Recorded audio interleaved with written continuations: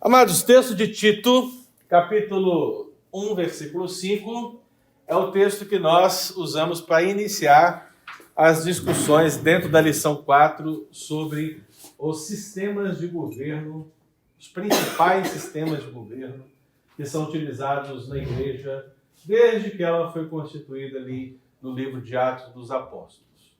Então existem vários, mas muitos tipos de governo ao longo da história. Mas três são mais usados ou principais. Sendo que o primeiro deles é o episcopal, que nós vimos na aula anterior. E hoje veremos o segundo, que é o congregacional. Ok? E depois veremos o nosso, que é o presbiteral, presbiteriano. Né? E assim entender esses três principais tipos que são utilizados para administrar a igreja. De certa maneira ou de outra, o fato é que você precisa entender que tem que ter um sistema. Ok? Não existe um sistema bíblico no sentido de que está claro, evidente, sem sombra de dúvidas, que esse é o governo que a igreja tem que ter. Não tem. Se tivesse escrito na Bíblia, o sistema presbiteriano é o bíblico, né? Estava resolvido, né?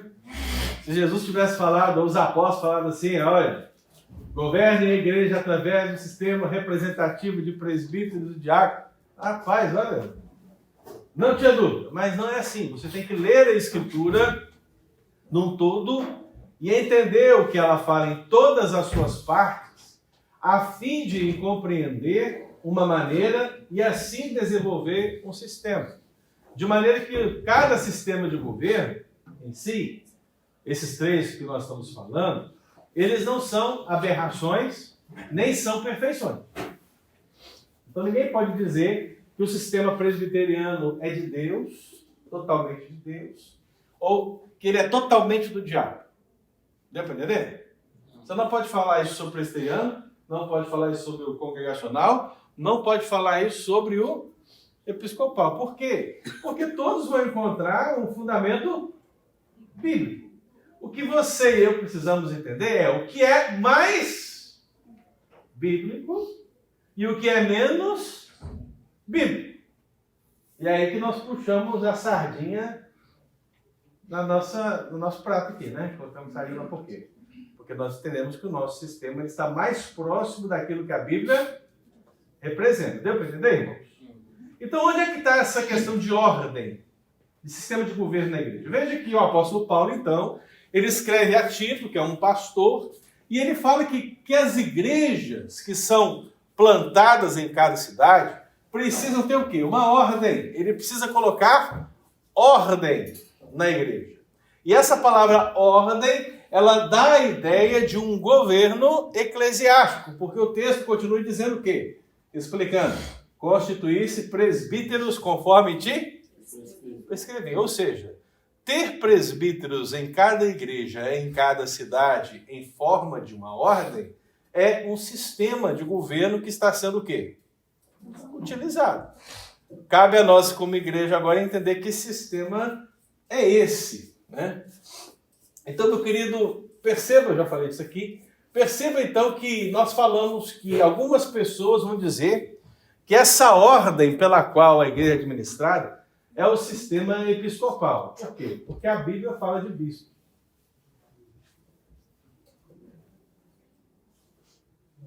Eu acho que isso é um argumento muito raso, não é verdade? Muito raso, assim. Eu podia, então, definir um sistema de governo, vou chamar ele de pastoriano. Okay? Por quê? Porque a Bíblia fala de pastores. Deu para entender?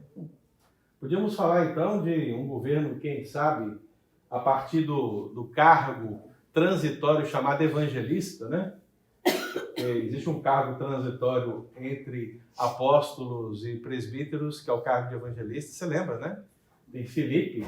Filipe é um cargo específico que não tem mais. Porque ele é evangelista, mas ele tem uma autoridade apostólica sobre ele. Veja que ele batiza. Né? Então, aquele cargo não é um cargo para os nossos dias. É um cargo que é transitório. Mas eu poderia pegar o cargo de evangelista e fazer um sistema. Então, vamos chamar aqui a nossa igreja o quê? Evangelista? Igreja evangelistiniana? Não sei. Então veja que você dizer que uma palavra está na Bíblia não é um fundamento forte para designar o quê? Um sistema de governo. E aí, o que nós vimos? Que, biblicamente falando, a palavra presbítero e bispo, elas são o quê? Intercambiáveis. Se você vê essas palavras sendo usadas intercambiáveis, e a palavra pastor também ela aparece nesse contexto, então você tem a palavra presbítero, bispo e pastor sendo utilizadas no mesmo contexto, referindo-se à mesma pessoa. Isso quer dizer o quê? Que o pastor é pastor, que o pastor é presbítero, que o pastor é bispo. São termos para designar o quê? A mesma coisa. É o 6 e o meia dúzia, irmão. Só isso. Não é nada. E aí, uma vez que você entendeu isso pela Bíblia, já caiu por terra a ideia de que basta citar um termo para fazer um sistema. Deu para entender, gente? Então, o que eu disse para vocês na aula anterior é que, ao meu ver, o sistema episcopal, por vários motivos, ele não é mais bíblico, por causa disso aí que está na tela, mas ele também não deve ser tratado como um erro teológico, ok? Então, se você conhecer um bispo, não olhe torto para ele, ok? Não olhe torto, porque ele é um crente como você e eu. Ele só entende que o cargo a qual ele ocupa na igreja, ordenado com a imposição de mãos, o nome que ele escolheu é o nome bispo. Aí só concluir. Aí se você quiser entender o que ele entende por bispo, aí você pergunta para ele. Mas o que é o bispo? O bispo ele é superior ao presbítero? Aí se ele falar, aí já é um episcopado no sentido da igreja católica. Se você perguntar assim, esse presbítero ele é igual ao bispo? Se ele falar assim, aí você entende que é um episcopado de iguais. Entendeu? Eles são um presbiteriano camuflado, né? São vários bispos juntando para definir uma coisa. Eles só se chamam de bispos. Então não tem problema, ok? O erro teológico vai estar no momento que você coloca alguém, um indivíduo, como o supremo pontífice, né? O bispo primaz, aquele que domina todas as coisas. Isso aí é problemático à luz da Escritura, porque, a meu ver, a igreja só tem um cabeça. E quem é o cabeça? Cristo. Ok? Diga, meu cara. No caso da Igreja Católica, é episcopal o sistema deles. E quando o padre forma lá e tal, ele é empossado em posição de rei, em posição de mão também, essas coisas, ou não? Sim, mas veja, o padre é uma base da pirâmide muito lá embaixo. Entre o Papa, você entende assim? Entre o Papa e o presbítero, só para você ter uma ideia, né? Porque se você é presbiteriano e você entende que aquilo que eu disse está provado na Escritura, você entende que o presbítero e o bispo são o quê? A mesma coisa, correto? Mas na Igreja Católica a estrutura não é. Então esse bispo aqui que é o supremo, para esse bispo aqui que está lá na base da pirâmide, aqui você tem 7 gradações aqui. 7. Entra aqui, ó. Ou seja, tem alguém inferior ao Papa aqui, tem alguém inferior a essa pessoa aqui, tem alguém inferior a essa outra aqui, tem alguém inferior a essa aqui, até que chega onde? Ao presbítero. E o padre vai estar por aqui, assim, ó. Padre. O que você vai ter aqui? Você vai ter o colégio de bispos, você vai ter o arcebispo, cardeal, todos esses nomes que você ouve por aí, não são nomes diferentes para designar a mesma coisa. São o quê? Graduações de poder. Até que você chega a qual?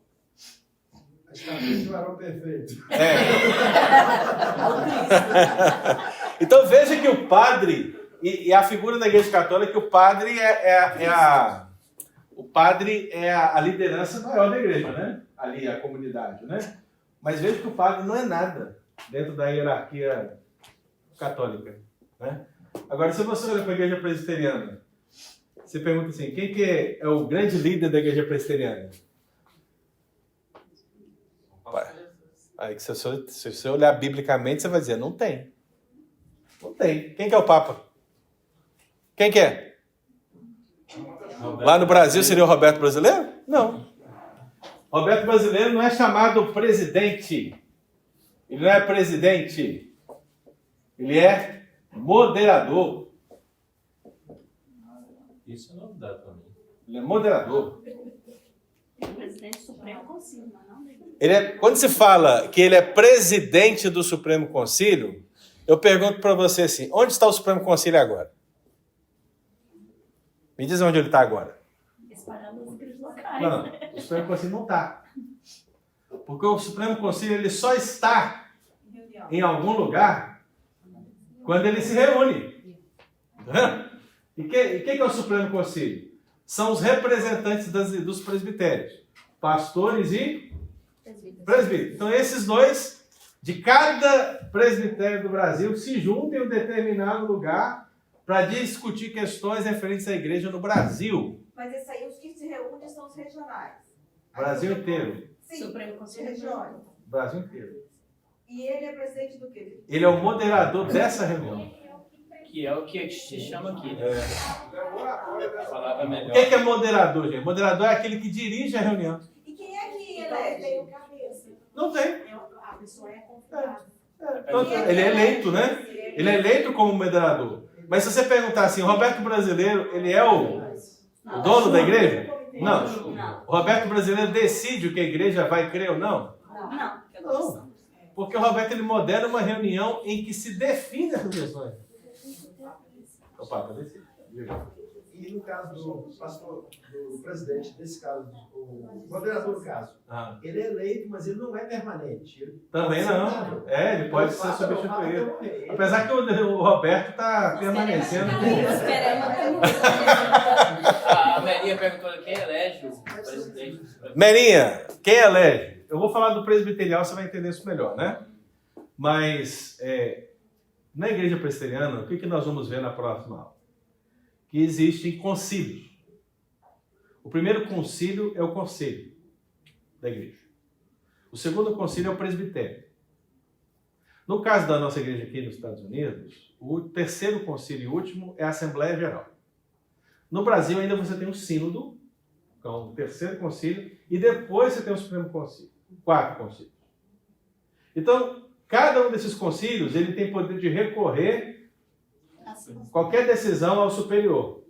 Então vamos supor que você foi disciplinado pelo conselho da igreja e você acha que então a sua sentença foi errada, porque o conselho pode errar, não pode? Sim. É difícil você pensar que 7 cabeças podem errar, mas pode. Pode. Às vezes tem um que chama sardinha pro outro lá. Pode. Errou. Seres humanos. Quem que a Merinha vai recorrer no sistema episcopal? Ninguém. Porque a decisão da igreja, ela é estabelecida, uma vez que se botou essa comunhão, acabou, ok?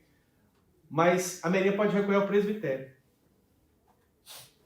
E aí o que o presbitério vai fazer? O presbitério tem o representante da igreja City e o pastor da City, mas também tem o pastor representante de todas as igrejas de uma região. Então eles vão pegar, vão olhar o processo da Merinha e vão ver se está certo ou está errado. Vamos dizer que o presbitério diz, está certo. Vamos acreditar que o Eudes e o pastor Pedro eles têm muita influência no presbitério, né? E eles conseguiram manipular o presbitério, né? Porque é pertinho, né? Pertinho ali, o pessoal conhece todo mundo, tá, beleza. Você pode recorrer ao sínodo agora. E aí o sínodo já fica longe, né? De qualquer influência que você possa ter. Aí, via de regra, no sínodo, as decisões já caem. Só uma pergunta. E como que essa chega até eles? Se eles só se reúnem uma vez no ano? O Supremo? Sim. Não, aí o Supremo é a 4 anos. Mas o sínodo não. Sim, mas como que essa petição chega até eles? Documentos. Há 4 anos no Brasil, né, pastor? Tem endereço e tudo? Tudo. Tem um secretário executivo que você Isso está manda. falando de reuniões ordinárias. Mas eu não posso falar muito disso aqui, gente, senão eu vou fugir do tema, É ok? verdade. Tá? Merinha, esteja domingo que vem. Tá? Mas vamos lá. Precisa terminar a congregacional hoje. Presbiteriano domingo que vem.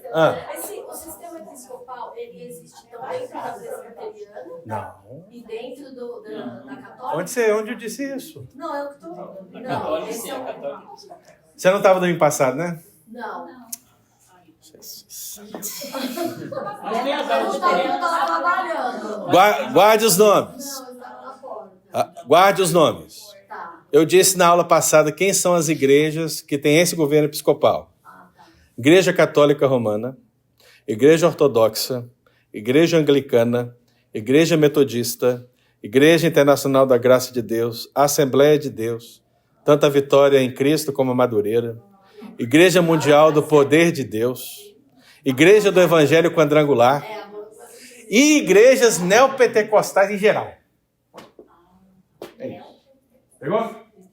Então, segundo, gente, as atribuições do bispo e do presbítero são o quê? Você não encontra na Bíblia atribuições do bispo. Você encontra de quem? Do presbítero, que são iguais às do bispo. E terceiro, o modelo bíblico pastoral é o quê? Plural. Não existe nenhum lugar que diga que uma cabeça governa, mas que existe o quê? Uma pluralidade de homens qualificados que governam. Sempre está no plural. Inclusive a palavra bispo. Ela é colocada no sentido plural. Bispos. E isso já seria uma forte evidência de que não existe um bispo. Porque qual que é a ideia do bispo? Quantos papas a Igreja Católica tem? Um. Ele é o supremo. Não é isso que diz? Mas a Bíblia fala de bispos. Mas você está falando isso em relação à igreja. Como é que você tem vários bispos em uma igreja? Não tem como. Para ser episcopal, você teria que ter um bispo por uma região. Entendeu? Mas a Bíblia diz que tem vários bispos em uma. Está errado isso aí. Ou entender errado o sistema episcopal, ou o sistema episcopal não está mais bíblico. Diga. Não, é só baseado na pergunta dela, né? Não é só para ela, mas para todo mundo. Você tem postado as aulas, então se a gente perder uma aula é bom ouvir. Quem que? Nas aulas lá, você recebeu no seu e-mail, não recebeu? Você recebeu no seu e-mail, não recebeu? Então vamos lá, gente, para a gente não perder. Como é o governo congregacional? Se o episcopal é um governa sobre todos, como é que é o episcopal, gente? Um governa sobre todos. Como é o congregacional? Todos governam sobre todos. Então, se eu fosse escrever aqui no nosso quadro... Esse congregacional deve dar muita confusão. Oi?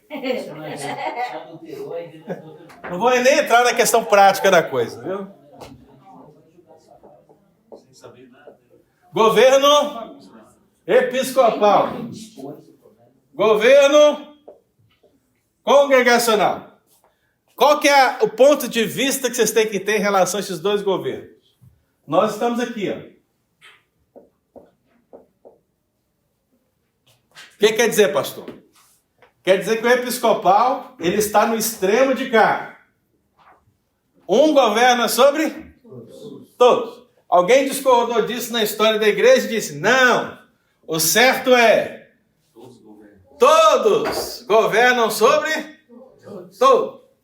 Mas alguém na história mais sensato disse, não, vocês estão muito extremados. O negócio é o seguinte, todos elegem os seus representantes. E aí todo mundo é contemplado, e tanto o aspecto da liderança qualificada, o processo bíblico, ele é validado, como também a participação da igreja é validada. Deu para entender? Então, o congregacional está do lado de lá dessa comparação. Então, o episcopal ele é extremado para cá, um governa todo mundo, e o congregacional diz, não, todos governam todos. E aí você vai perguntar assim, onde está a base bíblica disso, né? Você não vai ter na Bíblia uma palavra que designe o governo congregacional. Você vai ter que interpretar textos. Mas o texto fundante, principal, que é utilizado por qualquer congregacionalista, é Mateus 18, 15 a 20. Eu quero convidar você a ler lá. Abra sua Bíblia. Mateus 18, 15 a 20. Eu acho que você leu esse texto 1 milhão de vezes. E você nunca leu esse texto pensando no sistema congregacional de governo, né? Por que você não fez isso? Porque aparentemente o texto não fala disso, não é verdade? Mas esse é o texto principal, que é utilizado por aqueles que defendem o governo congregacional. Lembre-se, gente, se for procurar uma proximidade com os reformados, os congregacionais são os que estão mais próximos. Na história da igreja, eles sempre estão próximos. Se você fazer uma pesquisa aí dos peregrinos que chegaram na Nova Inglaterra, quem que você vai achar entre eles? Você vai achar presbiterianos e congregacionais. Não é à toa que você anda por Massachusetts e de repente você olha para uma placa e está escrito aqui: Igreja Congregacional. Especialmente a bandeira LGBT. São detalhes da modernidade, né? Mas veja, no princípio, igrejas congregacionais, e quais eram as outras fundadas também? Presbiterianas. A história de Massachusetts, irmão dos Estados Unidos, ela é fundamentada na base reformada de congregacionais e presbiterianos. Então, na base, você vai ver isso muito forte, ok? Mas, ao longo da história, os desenvolvimentos foram diferentes. Então, Mateus 18, 15 a 20, olha aí. Se teu irmão pecar contra ti. Vamos ler aqui devagarzinho, Atos, para que a gente possa entender o congregacionalismo aqui. Então, vamos lá, ó. Se teu irmão pecar contra ti e ele só. Vai arguir. Aí você vai arguir. Então começa com você e o irmão. Se ele te ouvir, ganhaste. Se porém não ouvir, o que você faz? Toma uma ou duas pessoas. Toma uma ou duas testemunhas, 2 ou 3 testemunhas, né?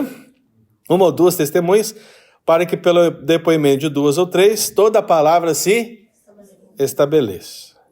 Se ele não atender, diz a igreja, congregacional. Pronto. É aí que eles pegam, então. Então É aí. é esse versículo 17. É aí. O outro versículo que poderia ser usado é o que está em Atos 15, 22, que diz que Barnabé e Paulo elegeram presbíteros, né? E essa eleição de presbíteros aconteceu com a igreja reunida. Então se interpreta que aquele com a igreja, com esse diz a igreja, mostra que o governo congregacional é uma realidade. O que você acha? O que você acha, meu querido? O que você acha? Se você perguntar assim, pastor, mas é óbvio que a igreja tem que participar desse processo em algum momento, correto? Correto? Agora diz que todas as decisões que passam em termos de governo da igreja, elas passam pela decisão de todos? Todos governam sobre todos? Não, o texto está dizendo isso. O texto de Atos diz que a igreja elegeu homens para ser enviados com Paulo e Barnabé. Não fala nada mais do que isso. É porque o texto é Atos 14, 23. Atos 15, 22. Olha o 14, 23, Eudes. E promovendo-lhes em cada igreja a eleição de presbíteros, depois de orar com jejuns, os encomendaram ao Senhor em quem haviam crido. Não, nesse não. É o 15:22 mesmo. É o 15, 22. Então pareceu bem aos apóstolos. Assim, com toda a igreja, né? Com toda a igreja, tendo elegido É. homens dentre eles. Então veja. Até o próprio texto de Mateus, do jeito que ele escala, mostra que a decisão poderia ser tomada antes de chegar na igreja. Mas veja, pareceu bem aos apóstolos e presbíteros, vírgula, com toda A igreja. Aí, poxa, então toda a igreja estava lá reunida e todos decidiram, junto com apóstolos e presbíteros. E aqui nesse texto, que não tem nada em contexto de igreja, necessariamente, fala que deve-se dizer a igreja no terceiro nível dessa questão disciplinar que está acontecendo aqui. Deu para entender, gente? Essas são as principais evidências do sistema congregacional. O que você acha? Você acha que é suficiente para definir um sistema dessa maneira? É o que eu vou mostrar para os irmãos. Veja, quando você vê os congregacionais defendendo o tipo de governo, geralmente o que eles dizem? Eles dizem que cada igreja tem uma autonomia ministerial. Por exemplo, você não vai ouvir falar numa igreja congregacional de presbitério. Aqui você ouve falar disso? Ouve? Ouve ou não ouve, gente? Por que você ouve? Porque a igreja ela não tem autonomia total. Ela responde a um outro concílio. Ela tem que prestar contas a uma outra pessoa. No caso, o presbitério. Agora, as igrejas congregacionais, elas têm que fazer isso? Não. Por que não? Porque elas são independentes. Você já deve ter ouvido essa palavra alguma vez, né? Quando você conversa com um amigo, seu amigo. Fala, qual igreja que você é? Eu sou da Igreja Batista Vida Nova. É da convenção? Não, nós somos independentes. Já viu isso aí? Ou não? A questão é, essa pessoa não está entendendo, porque se você é do Batista da convenção ou de qualquer outra, ou se você saiu dessa convenção e agora vocês estão sozinhos, independentemente de um ou de outro, vocês são independentes. Ninguém está no sistema presbiteriano de governo. Vocês já são independentes, independentemente das alianças que você faz. Veja, aqui diz: preso a uma corporação poderá levar à futura apostasia. Os congregacionais acreditam que se você tem uma forma de governo conciliar, se o concílio superior ele for infiel à Escritura, ele vai baixar isso para as outras igrejas e todas as igrejas serão infiéis também. Você acha que isso é possível? O congregacional acho que é. É mais fácil a igreja levantar um ensino errado dentro da igreja e não ter supervisão e levar uma apostasia do que o Mas de cima. se a igreja acontecer isso com a igreja, vamos supor que o conselho resolve apostatar. Agora todo mundo é gay aqui nessa igreja. Os presbíteros. Dá outro exemplo. Mas casado. Mas imagine comigo, Ricardo. Para quem você vai recorrer? o presbitério. O presbitério vai vir aqui e vai intervir nesses presbíteros aqui, eles vão virar homem rapidinho, né? Mas vai sair todo mundo. Agora, na igreja independente, não. Né? É o que você mencionou. Mas e se Então- fosse o contrário? E se o Mas é isso aqui. presbitério fosse todo gay, o que é que nós fazemos? Gente, veja, qual é a pergunta que sempre é feita nessa igreja, e que ela é feita em qualquer concílio da igreja superior. Não se diz, você promete ser fiel às autoridades da igreja, enquanto essas permanecerem fiéis ao Senhor? Mas sempre dito isso aqui. Porque esse é o princípio. Se a igreja local, a liderança torna-se infiel, se a liderança do presbitério torna-se infiel, se a liderança do sínodo torna-se infiel, se a liderança do Supremo Conselho torna-se infiel, nós não temos obrigação nenhuma de seguir. Deu para entender? Não temos. E quem sai são eles. Não temos. Então, essa acusação de que estar preso a uma estrutura conciliar, você terá necessariamente uma apostasia se os concílios maiores forem errarem, não é verdade. Isso não procede. E voltando a falar que a igreja presbiteriana, o conselho representa a Assembleia. O poder é da Assembleia, não é do conselho. Que é dado ao conselho, né? O conselho está lá para falar o que a Assembleia quer. Agora, o que você falou aqui, você vai falar assim, mas pastor, existem concílios na Bíblia muito claramente, né? Eles estão lá, os concílios estão lá. Você tem os presbíteros reunidos com os apóstolos, decidindo questões para a igreja. Gente, não tem como fugir disso, está lá. Aí o que o congregacional vai dizer? Que esses concílios somente faziam o quê?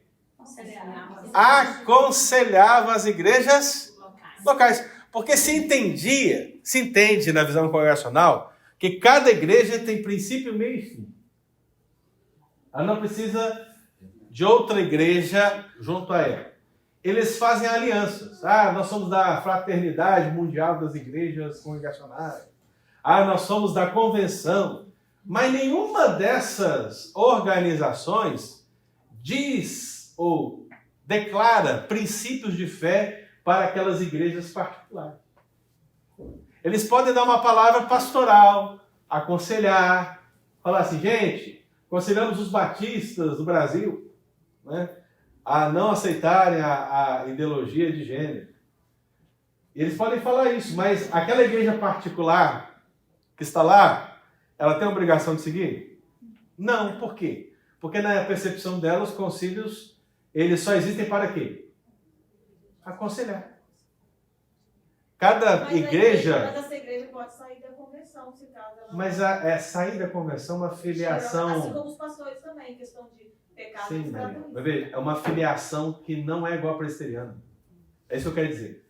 É uma filiação que não existe uma gradação, no sentido de a igreja tem que obedecer à convenção. Ela não tem. Ela não tem que obedecer à convenção. A convenção não é um concílio. Então, se você perguntar, a City United, ela está subordinada ao presbitério? Tá. Se o presbitério resolver intervir na igreja, ele vai intervir? Vai. Agora, a convenção pode intervir na igreja batista? Independente lá? Não. Porque quem é que domina a igreja? Todos. Todos governam sobre... Lembrou? Não é a convenção governa sobre todos. Qual que é o fundamento? Todos governam sobre todos. Então, qualquer decisão de uma igreja congregacional vai passar pela Assembleia. Qualquer uma. E eu sei que isso é difícil, porque vai tornar qualquer processo na igreja extremamente lento, né? Até a decisão pastoral. Mas esse é aspecto não tem prático. nenhuma Mas esse é externa. aspecto prático. Tudo é exposto. Tudo é exposto. Tudo. Aí você vai me perguntar assim, mas pastor, lá não tem presbítero? Não tem. Lá não tem diácono? Não? Tem. Lá tem pastor? Não? Tem. Mas eles não têm papel decisório. Eles são líderes espirituais da comunidade, mas que não decidem absolutamente nada. Quem é que decide? Todos governam sobre todos. E aí a pergunta que tem que fazer é, gente, as lideranças bíblicas dos presbíteros e diáconos, também pastores, no Novo Testamento, eles não têm poder decisório? Faça essa pergunta. Porque se você disser, não, eles não têm poder decisório, você é congregacional. Se você disser, não, sim, eles têm poder decisório, então você é presbiteriano. Entendeu para entender? Essa é a diferença. Então vamos entender isso aqui de acordo com os princípios bíblicos, né? O que eu entendo que você precisa lembrar, irmão? Primeiro, a igreja, e quando eu falo da igreja, eu estou falando de quem? Da igreja visível no todo, né? A igreja também é cuidada por concílio. Você não vai encontrar, veja, meu querido, você não consegue definir que uma igreja particular, ela engloba em si o conceito de corpo. Por que não, pastor? Lembra que um dos princípios que nós falamos aqui das bases da eclesiologia, né, acerca da igreja, é que ela é universal, que ela é católica? Lembra que nós falamos? O que é católico mesmo, Luiz? Universal. E sabe o quê? Em todo lugar. Em todo. Esse foi um dos princípios que nós o quê? Trabalhamos. Mas esse princípio, ele é exposto de uma maneira errada no sistema congregacional. Porque dentro do sistema congregacional, cada igreja particular se limita a ela mesma. As suas decisões são limitadas a ela mesma. Então, se você está aqui nessa igreja batista aqui, por exemplo, eles talvez são até da mesma convenção, né? Se você coloca aqui para eles, olha, gente, nós vamos ter diaconisa, aqui diz sim. Aí você vem para o outro lado da rua e pergunta se eles vão e decidem, diz não. Entendeu? Aqui, ó. São da convenção, são batistas, são congregacionais. Todos governam sobre, mas a decisão foi o quê? Diferente. Essa igreja vai ser administrada conforme aquela decisão. E essa igreja? Conforme a decisão. Porque todos governam sobre todos. Oi? E a convenção? A convenção não é um concílio. É um ajuntamento de igrejas. Entendeu? Não tem poder decisório. Elas só se reúnem para algum propósito em comum. Seria como nós aqui pegarmos as mulheres da igreja, vamos criar aqui a Associação de Mulheres Presbiterianas de Boston. Entendeu? Ou se nós criássemos aqui em Massachusetts, o pastor, por exemplo, fez recentemente, né? Tem a Fraternidade Reformada, né? que é um grupo onde tem os pastores das igrejas aqui dessa região dos Estados Unidos. Fraternidade Reformada. Uma das coisas que nós definimos lá no início é o quê? Que a Fraternidade Reformada não é um presbitério. Não é um presbitério, lógico que não é. É só uma organização. Nós nos juntamos ali, mas não tem poder decisório, né? Nós temos algo que nos une, que é o quê? Nós queremos expandir o evangelho reformado nas nossas regiões, ajudando umas às outras. Mas não tem intervenção, isso é uma convenção, entendeu? Pastor, e a presbiteriana renovada, ela tem concílio ou ela é independente? Ela tem um governo presbiteriano, mas uma teologia pentecostal. Mas tem concílio dela? Tem. Governo precisa. O sistema é presbiteriano, mas a teologia é pentecostal. Então vamos lá, gente. Não procede as afirmações que os concílios não tinham autoridade para legislar. Atos 14, 23, meu querido, deixa isso claro. O texto de Tito 1,5 deixa isso claro. O que o apóstolo Paulo disse mesmo a Tito? Eu te deixei aí para que você colocasse as coisas em quê? Em ordem. Essa palavra foi dada de um apóstolo a um pastor. E esse pastor colocou as coisas em ordem. Meu Deus, gente, não tem como ser mais claro que isso. Tem? Tem ou não tem? Atos 14, 23. Quem está aí aberto aí? Lê para mim rapidinho. Vamos ler de novo. Atos 14, 23. E promovendo-lhes em cada igreja a eleição de presbíteros, depois de orar com jejuns, os encomendaram ao Senhor em quem havia crido. Quem promoveu? Os presbíteros. Mas tem que voltar um pouquinho para ver. Quem promoveu a eleição do presbítero nas igrejas? Quem? Ah lá, os nomes estão lá. Quem? Barnabé e Paulo. Eles foram enviados para isso.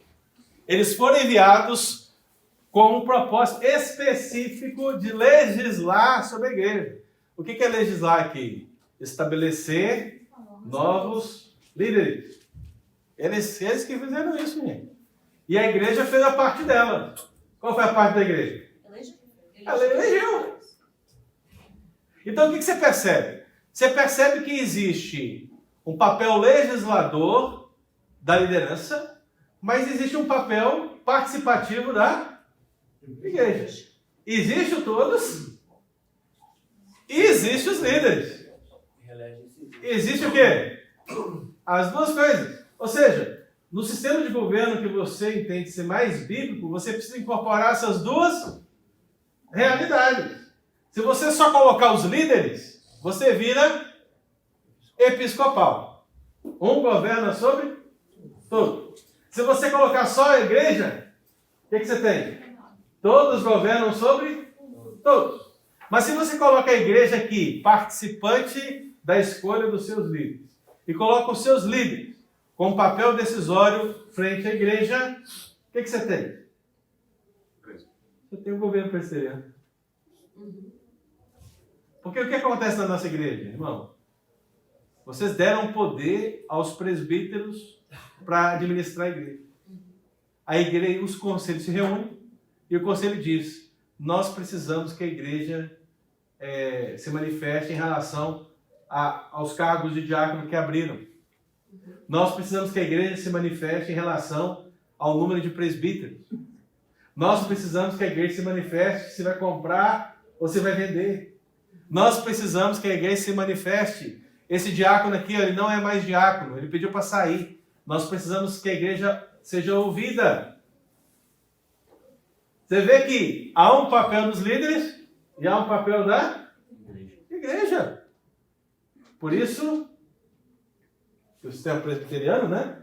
Você tem representantes da igreja que governam sobre a igreja. Mas a igreja não perde o seu papel decisório também. Como é que ela exerce seu papel decisório? No voto. No voto. Então o texto aí, como é que o texto começa aí? Atos 14, 23. E promovendo-lhes. Em cada igreja. Promovendo-lhes. Sabe o que é a palavra promovendo aí? Sabe o que é? Algumas traduções colocam nomear. A expressão grega é a expressão que diz respeito a esse ato aqui, ó.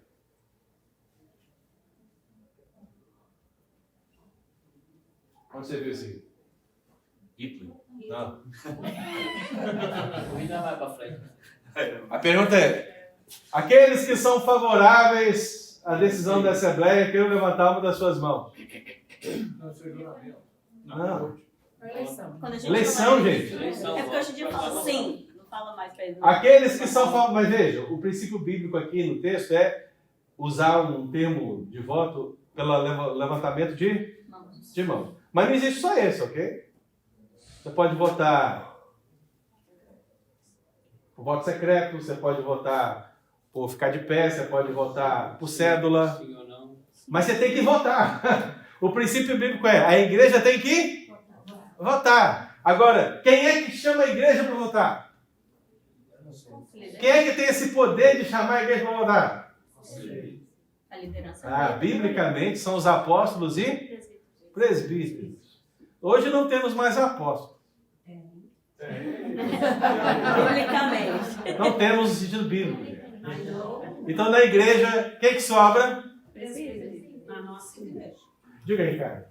Não, eu ia falar que a igreja tem maneiras de manifestar votando e conversando com o conselho, através de carta, através Sim, da igreja. claro. A igreja, a Assembleia, tem total Sim. acesso à liderança. Por Perfeitamente. isso que o nosso governo é coerente.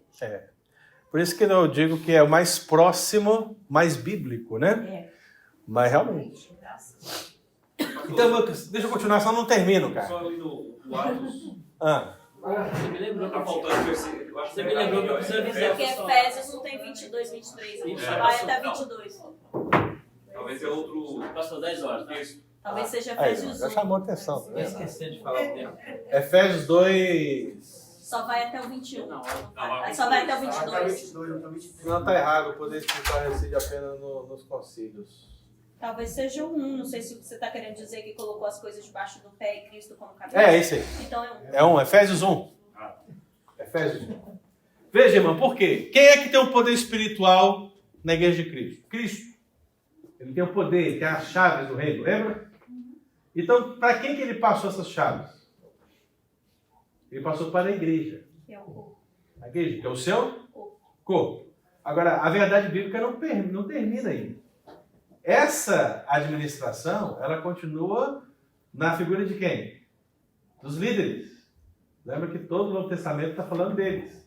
Eles que vão exercer, basicamente, esse papel decisório, representativo, de agir com essa chave, chamando a igreja para estar junto com ele nesse processo. Deu para entender, gente? E aí você vai concordar comigo aqui que um dos textos fundantes é aquele de Mateus 18, correto? Lembra? Versículo Diz a igreja? 17. Versículo 17. Tá, agora eu pergunto para você. Para quem foi dada aquelas palavras?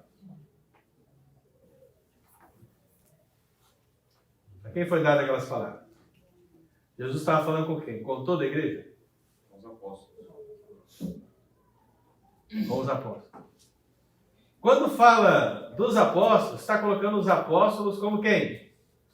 Os líderes. Quando se fala diz a igreja, mas quem vai dizer a igreja? Quem? Os líderes. Você vê que igreja e liderança tem que trabalhar o quê? Juntos. Sempre você vai enxergar esse pressuposto, meu querido. Né? Nós não podemos isolar aqui. Sempre tem os dois pressupostos. Eu vi uma discussão essa semana na internet de uma igreja episcopal que os membros ficaram revoltadíssimos porque o bispo estava tirando o pastor da igreja.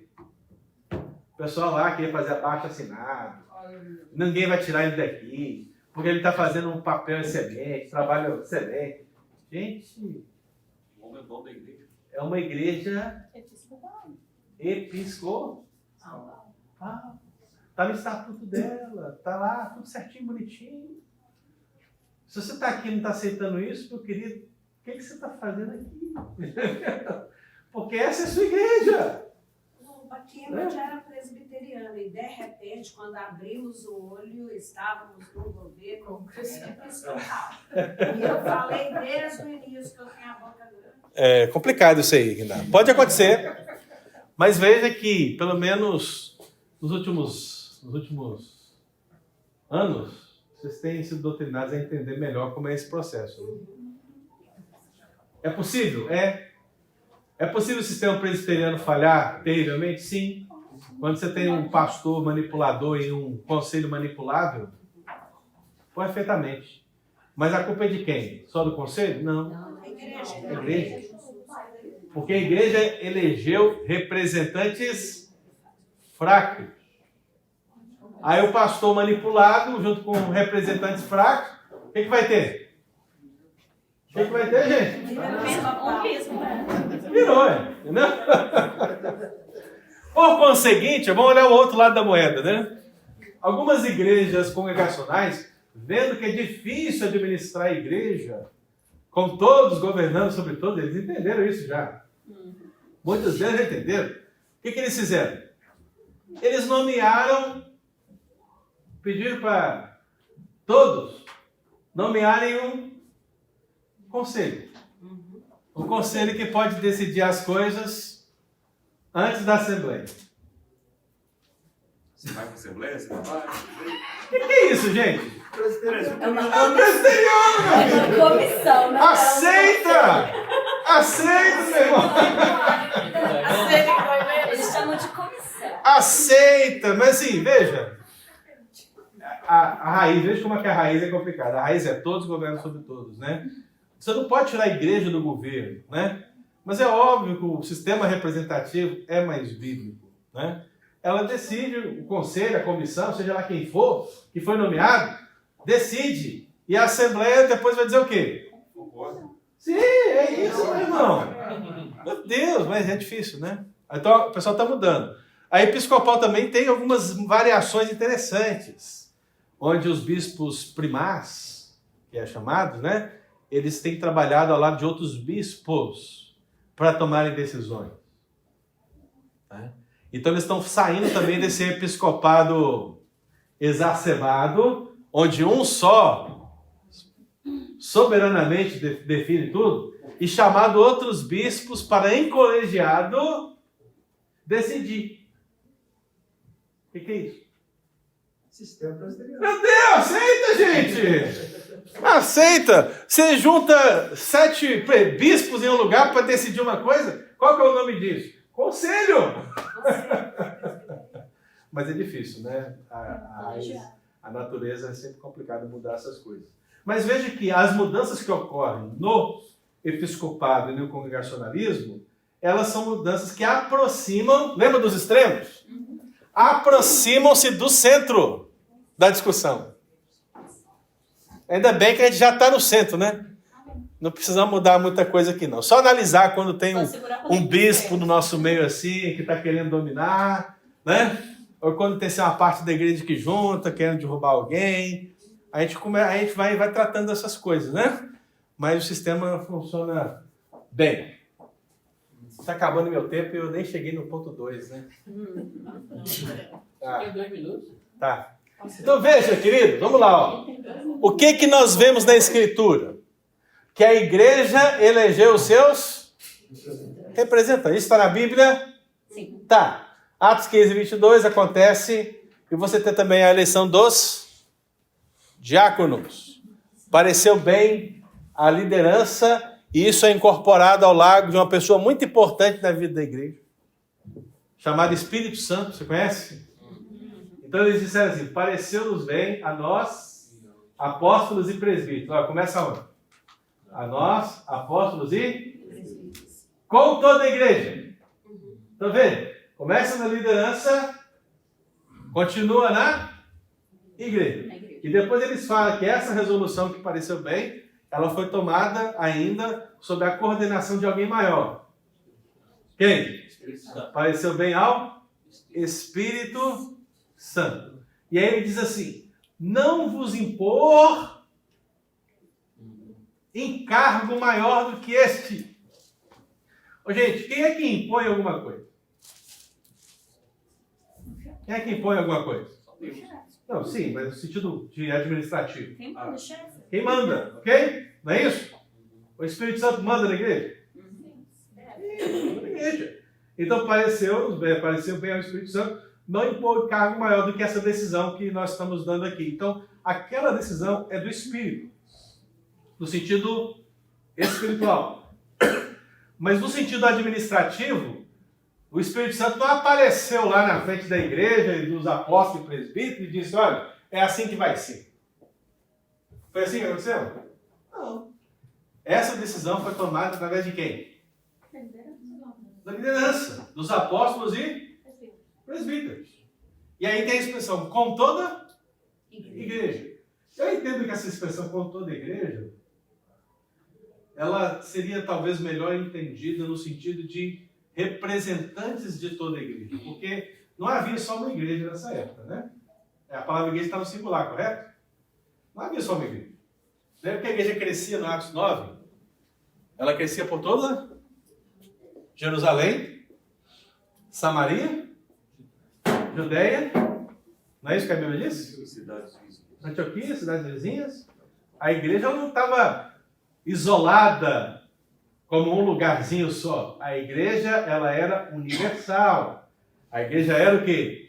Católica, ela estava em todos os lugares. Mas quando o concílio se reúne e decide, aquilo que ele decide vai para onde? Para todas as igrejas. Por isso que eu entendo que essa expressão com toda a igreja, ali você tem representantes de todas as igrejas. É o que Paulo fez, por exemplo, quando chamou os presbíteros de Éfeso. Porque nessa época de Atos 15, eu imagino que a igreja já devia ter ali umas 20 mil pessoas. Se eu for seguir assim um raciocínio básico, né? Por quê? Até o capítulo 4 de Atos, tinham quantas pessoas? 5 mil. 5 mil. Onde os apóstolos, todos os presbíteros, e toda a igreja se reuniram? Deu para entender? Isso se você considerar 5 mil, que é possível. Mas e 20 mil? Quem é que tem essa voz potente para falar com 20 mil pessoas, inclusive, né? Como é que é isso? E se fosse um sistema congregacional, como é que seria? 20 mil pessoas votando. Quem contou? Entende, irmão? Você começa a fazer uma série de situações e começa a perceber que talvez as coisas não são da maneira congregacional, mas sim da maneira representativa. Além disso, pastores foram ordenados por quem? Por quem, gente? Presbitério. Lembra do apóstolo Paulo dizendo a Timóteo que ele foi eleito pelo presbitério? Olha, Timóteo não foi eleito pela igreja, não foi ordenado pela igreja. Porque se a igreja tem todo o poder em si, como afirmam os congregacionais, quem deveria ordenar Timóteo? A igreja, os presbíteros da igreja. Mas não. Quem ordena Timóteo? Quem, gente? O presbitério. Mas quem que é o presbitério? Quem é esse presbitério, gente, que aparece aí? São os presbíteros representantes das igrejas. Deu para entender, gente? E não são todos os presbíteros. São os presbíteros representantes. Deu para entender? Eu vou continuar então e vou entrar. Então, bem que vem, eu vou terminar aqui o congregacional, que já está faltando só um ponto. E aí nós entramos no presbiteriano de uma vez. Acabou. Vai lá, Pedro. Vou mostrar, pastor. Amém, queridos? Amém. Deus abençoe. Eu estou no louvor hoje, tem que correr.